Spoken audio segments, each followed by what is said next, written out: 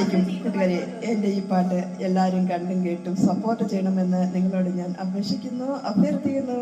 കൂട്ടുകാരെ, ഒട്ടകങ്ങൾ വരി വരി വരിയായി, കരയ്ക്ക മരങ്ങൾ നിര നിര നിരയായി, ഒട്ടിടവേ തുയരത്തിൽ മലയുള്ള മരുഭൂമി വിലസിടുന്നു.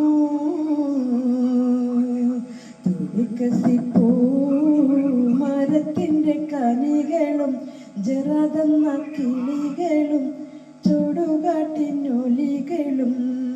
ഇടയ്ക്കിടയ്ക്ക് കച്ചവട സംഘങ്ങൾ പോകുന്ന പാതകളും,